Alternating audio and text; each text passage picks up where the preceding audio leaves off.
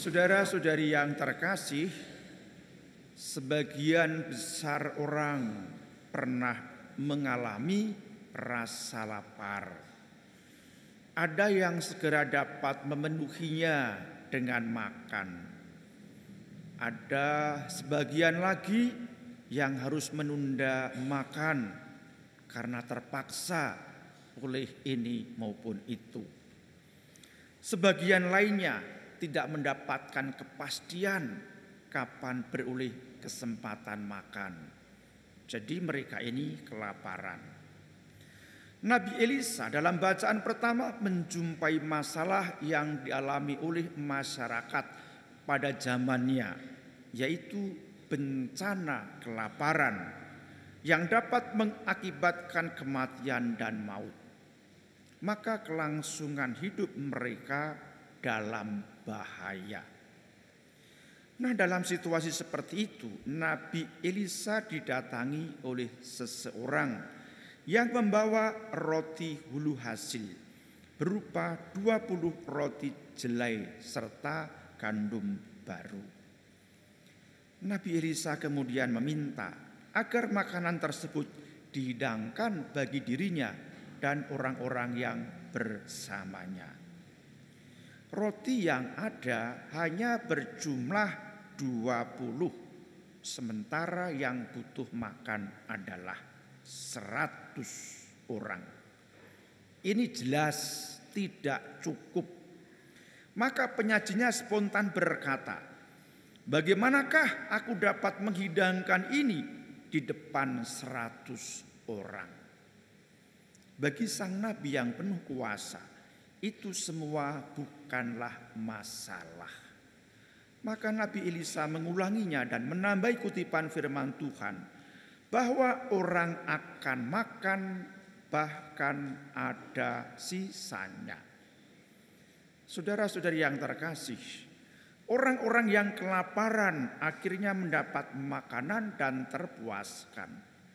Mereka yang kelaparan dibuatnya kenyang dalam kelimpahan. Makanan tersisa. Berkat Nabi Elisa mereka terlepas dari ancaman maut. Memang segala sesuatu terjadi sesuai dengan rencana dan kehendak Allah. Saudara-saudari yang terkasih, kuasa Allah sungguh bekerja dalam diri Nabi Elisa. Perkataan Elisa adalah perkataan Allah. Melalui Nabi Elisa, Allah menyatakan sabda kehidupan yang sanggup menghapus keputusasaan. Allah menghancurkan ketakutan terbesar manusia, yaitu maut. Dan Allah menjamin kelestarian kehidupan yang dianugerahkan kepada segenap manusia. Saudara-saudari yang terkasih, dalam Injil dikisahkan penggandaan 5 roti dan 2 ikan. Melalui peristiwa ini, Yesus ingin membawa para murid untuk mencapai penghayatan hidup yang bukan badaniah, yang bukan jasmaniah, yang bukan duniawi, melainkan kehidupan kekal, di mana maut tidak ada lagi.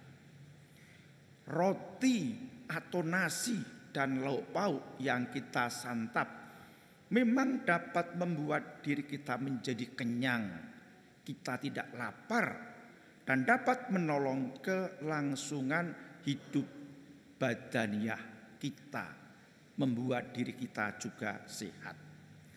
Akan tetapi dengan menyantap komuni suci, kita dapat menuju kepada hidup yang berkelimpahan dalam kemuliaan Allah.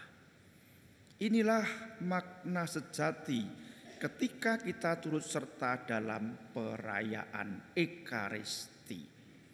Ekaristi semestinya memurnikan dan menjiwai hidup, sehingga kita tidak hanya mengejar pemenuhan kehidupan duniawi, tetapi kita menuju ke arah hidup kekal. Kalau demikian, apa yang perlu kita lakukan? Salah satu langkah yang dapat kita buat adalah kita datang kepada Tuhan dengan rendah hati. Kita menyerahkan segala perkara yang kita alami dan kita mempersilahkan Allah berkarya di dalam diri kita. Kita mengikuti rencananya supaya hidup kita ini menjadi berkelimpahan dalam rupa kasih setia dari Allah. Saudara-saudari yang terkasih, para orang tua, kakek nenek adi yuswa,